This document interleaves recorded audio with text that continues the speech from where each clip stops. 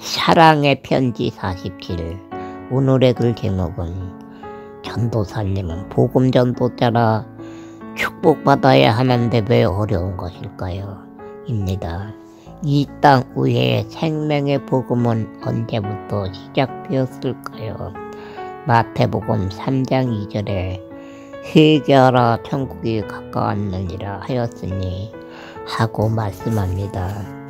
세례 요한이 광야에서 회개의 복음을 전하기 전에는 율법으로 하나님께 나아갔지만 요한이 회개를 외친 후부터는 회개를 해야 예수님께 나아가는 길이 열리게 되었습니다. 요한은 누구를 향하여 회개하라고 지적을 한 것일까요? 하나님의 택한 백성이라고 자부하던 유대인들에게 회개하라고 했습니다. 요한의 외침, 어쩌면 유대인들에게는 치욕적인 일이었을지도 모릅니다. 율법만 잘 지키면 하나님의 뜻대로 살아가는 삶이라고 자부하고 있었는데 하나님 나라에 가려면 회개를 해야 한다고 외쳤기 때문입니다. 한마디로 말해서 유대인들에게 세례 요한의 외침은 반역 그 자체였을 것입니다. 그러나 유대인들은 세례 요한을 거스르지 못했습니다. 왜 거스르지 못하는 것일까요? 세례 요한은 태어나기 전에 아버지 사가랴가 제자 직분을 행할 때 천사를 만났고 말을 하지 못하는 체험을 했습니다. 제사장 사가랴의 아들은 하나님이 크게 쓰실 것이란 소문이 유대 나라에 널리 퍼져 있었습니다.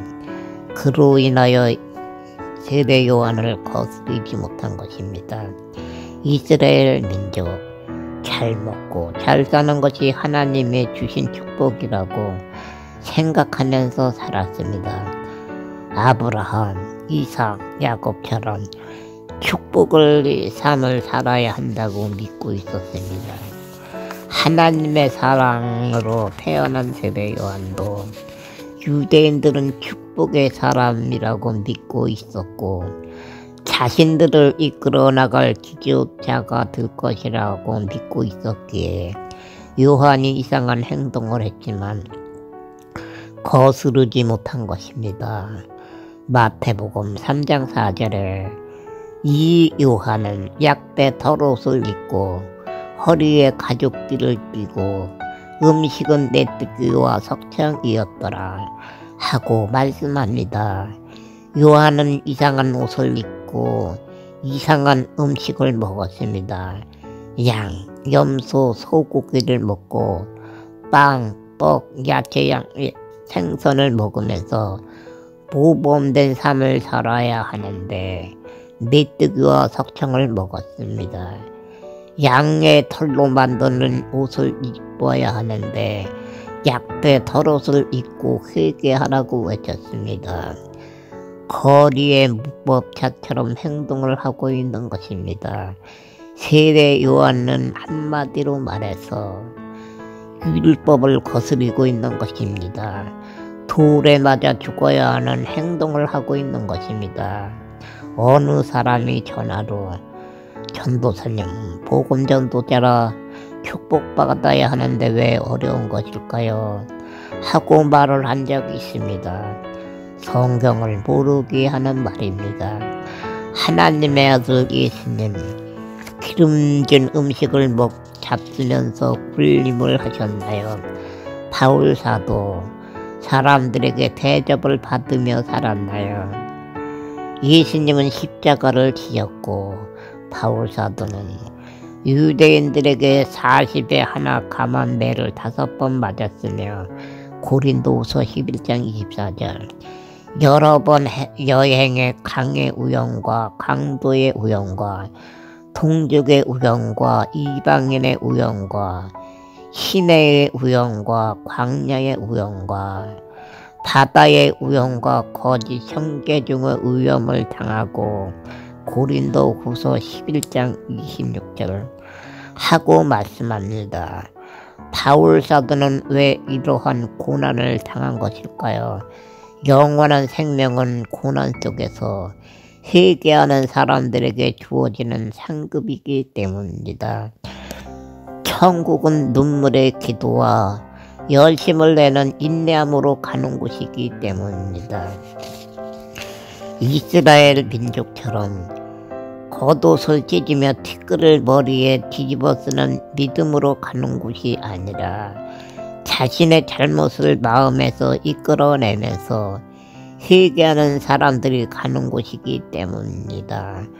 그러므로 천국은 그 무엇과도 바꿀 수 없는 가장 소중한 처소입니다.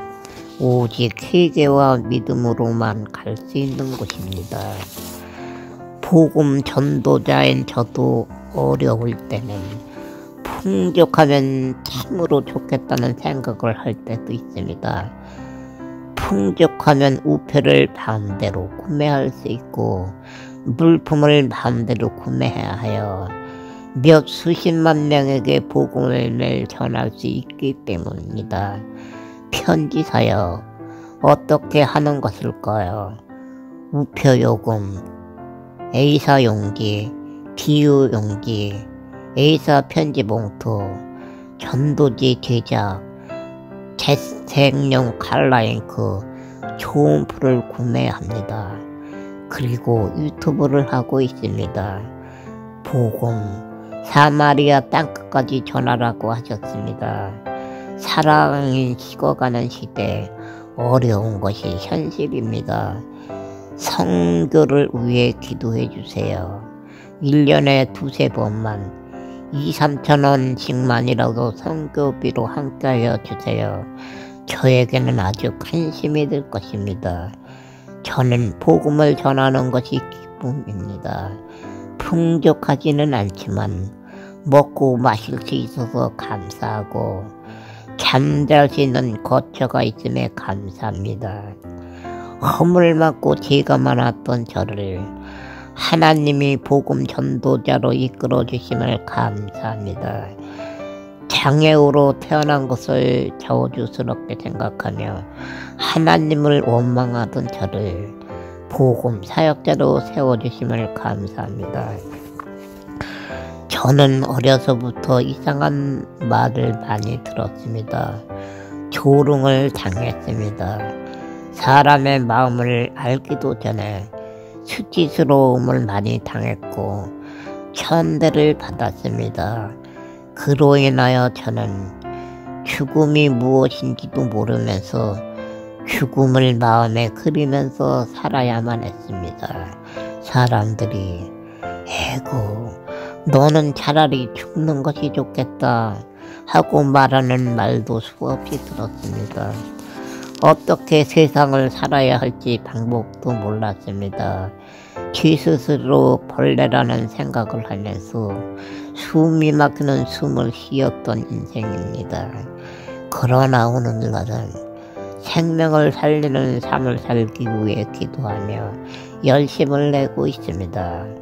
어렵고 힘들다고 비관하지 마십시오. 우리는 100년 안에 모두 죽습니다. 잘 먹고 잘 사는 사람도 100년 안에 죽을 것이고 썩어서 없어져 버릴 것입니다. 미남 미녀도 죽어서 흙이 될 것이고 못나고 못생긴 사람도 죽어서 흙이 될 것입니다.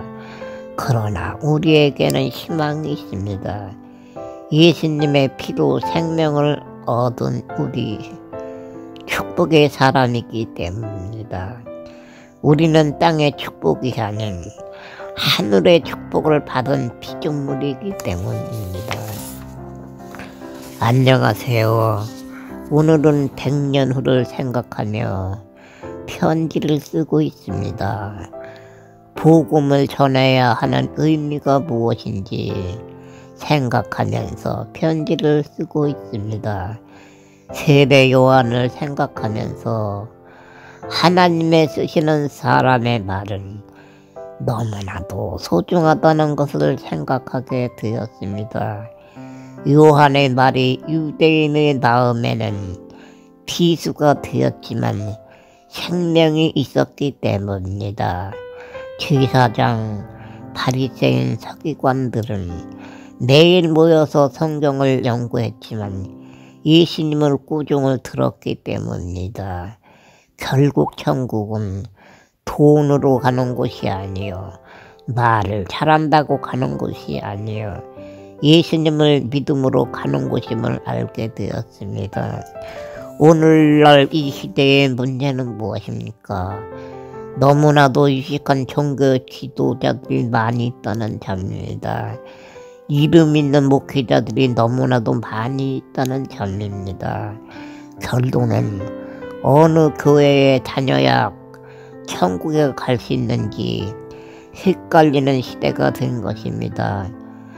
참 목회자 같지만 거짓 목회자들이 많은 세상이 되었기 때문입니다.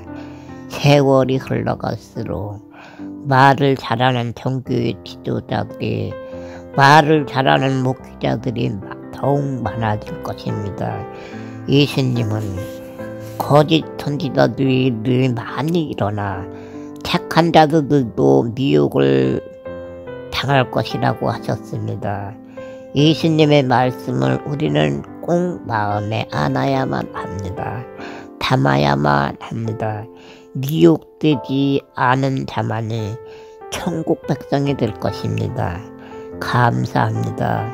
주님의 사랑 안에서 평강하시기를 기도합니다. 샬롬.